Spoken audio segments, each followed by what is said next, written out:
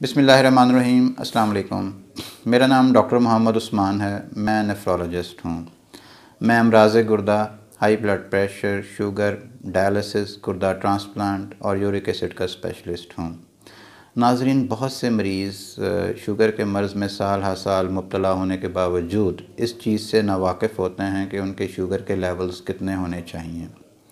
ऐसे मरीज़ों के शुगर के लेवल्स महफूज रेंज में नहीं होते और ऐसे मरीज़ शुगर की तमाम तर कॉम्प्लिकेशंस यानी पेचीदगियों का शिकार हो सकते हैं। नाज़रीन, यही हमारा आज का टॉपिक है कि हमारे शुगर के मरीज़ों के ब्लड शुगर लेवल्स कितने होने चाहिए, जो कि उन्हें लॉन्ग टर्म शुगर की होने वाली पेचीदगियों से बचा सकें।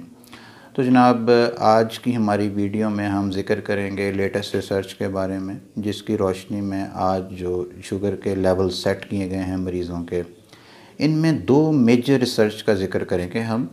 उसमें से एक जो बहुत लंबी रिसर्च थी, जो तकरीबन 7 से 10 साल पे मुहित थी, उसका नाम है diabetes complication and control trial.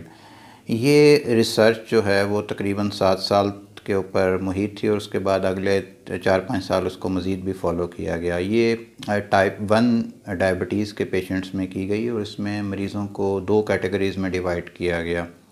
इसमें उन्होंने कुछ मरीज़ों का टाइट ब्लड ग्लूकोज लेवल रखा और कुछ को उन्होंने लूज़ ब्लड ग्लूकोज लेवल रखा। जो टाइट ब्लड ग्लूकोज लेवल्स थे उनमें उन्होंने उनको जो है वो शुगर के लेवल्स जो थे वो खाली पेट तकरीबन 100 से 120 और खाने के 2 घंटे बाद 180 से नीचे रखे, और जिनके ब्लड ग्लूकोज लेवल्स लूज़ थे उनके खाली पेट शुगर 150 तक और खाने के 2 घंटे बाद 250-300 के करीब थे। तो जब इन मरीज़ों को तकरीबन 7 साल फ़ॉलो किया गया तो उन्होंने देखा कि ऐसे मरीज़ जिनकी शुगर लेवल्स अच्छे हैं उनमें शुगर की कॉम्प्लिकेशंस बहुत कम हैं, तकरीबन 50 से 60% कम हैं उन मरीज़ों के मुकाबले में जिनके जो है वो ब्लड शुगर लेवल्स जो थे वो लूज़ थे, उनके सही कंट्रोल नहीं थे, और उनमें जो ब्लड शुगर की कॉम्प्लिकेशंस तकरीबन 60% ज़्यादा थी। उनमें दिल के मसाइल, उनमें फालिज के मसाइल, उनमें आँखों में शुगर के असरात, उन पे गुर्दों के असरात, उनमें पाँव कटने के मसाइल, वो सारे तकरीबन 50 से 60% ज़्यादा थे। दूसरी जो रिसर्च थी वो उसका नाम है United kingdom prospective diabetes study. ये टाइप 2 डायबिटीज़ के पेशेंट्स में की गई। ये भी तकरीबन 7 से 10 साल पे मुहित थी और इसमें भी इन्होंने 2 तरह के कैटेगरीज़ में मरीज़ों को डिवाइड किया और उन्होंने उनको देखा कि जिन मरीज़ों के शुगर के लेवल्स टाइटली कंट्रोल थे उनमें शुगर की कॉम्प्लिकेशंस, जो कि मैंने पिछले ट्रायल का जिक्र किया, उस बिल्कुल उसी तरह कम थी, काफ़ी ज़्यादा कम थी एज़ कम्पेयर टू दूसरे ग्रुप के जिनकी शुगर टाइटली कंट्रोल नहीं थी। तो जनाब, अब हम बात करते हैं इस रिसर्च के नतीजे में जो है वो इस अब दुनिया के अंदर जो शुगर के मरीज़ों के टारगेट सेट किए गए हैं वो क्या हैं। तो जनाब, इसमें दुनिया में एक इंतहाई वेल नोन एक इदारा है, इसको जो अमेरिकन डायबिटीज़ एसोसिएशन कहते हैं। उसने जो लेवल सेट किए हैं मरीज़ों के लिए उनका ज़िक्र करते हैं। इन लेवल्स के हवाले से मरीज़ों को 3 ग्रुप्स में डिवाइड किया गया है। पहला ग्रुप ये है ऐसे मरीज़ जो कि 50 साल से कम उम्र के हैं, जिनको कोई गुर्दों का मसला नहीं है, फालिज का मसला नहीं है, या उनको कोई वो बहुत ज़्यादा कमज़ोर नहीं हैं। तो ऐसे मरीज़ों में शुगर का कंट्रोल बेहतर होना चाहिए ताकि उनकी लाइफ लंबी है और उनको जो है वो शुगर की कॉम्प्लिकेशंस ना हों। उनमें ऐसे मरीज़ जो हैं उनमें वो शुगर जो है वो कम होने की वजह से मरीज़ों को कोई डायबिटिक कोमा यानी हाइपोग्लाइसीमिया में जाने का रिस्क नहीं है। तो ऐसे मरीज़ों में खाली पेट शुगर 80 से 130 होनी चाहिए मिलीग्राम पर डेसीलीटर, यानी खाना खाने सुबह नाश्ते से पहले। इनकी जो शुगर है वो खाने के 2 घंटे बाद 180 से कम होनी चाहिए, और इसके दरमियान जो इनकी ब्लड शुगर है वो 140-50 इतनी होनी चाहिए। और जब इन मरीज़ों का 3 महीने का शुगर का टेस्ट, जिसे हम HbA1c कहते हैं, वो चेक किया जाए तो वो 7 से नीचे होना चाहिए।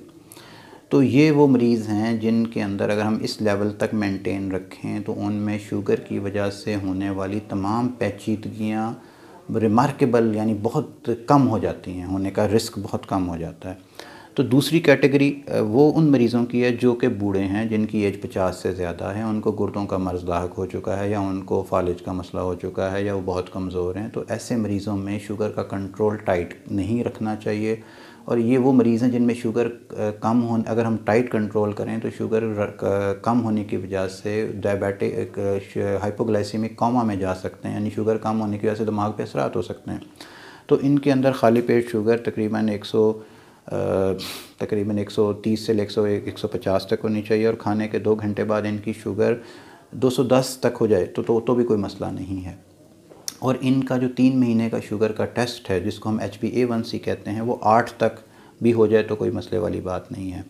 अच्छा, तीसरी कैटेगरी ऐसी ख़वातीन की है जो कि शुगर की मरीज़ा हैं और जो कि हमल जो है वो हमल में चली जाती हैं। ऐसे मरीज़ों का टाइट कंट्रोल बहुत ज़रूरी है, क्योंकि अगर हम शुगर का सही कंट्रोल नहीं करते तो प्रेगनेंसी के ऊपर असरात आते हैं, मरीज़ की अपनी सेहत पर प्रेगनेंसी के ऊपर बहुत ज़्यादा असरात आते हैं और प्रेगनेंसी लॉस होने का चांस भी होता है। तो ये भी अमेरिकन डायबिटिक एसोसिएशन की जो गाइडलाइंस हैं उसके मुताबिक ऐसे मरीज़ों की जो खाली पेट शुगर है वो 70 से लेके 95 तक होनी चाहिए।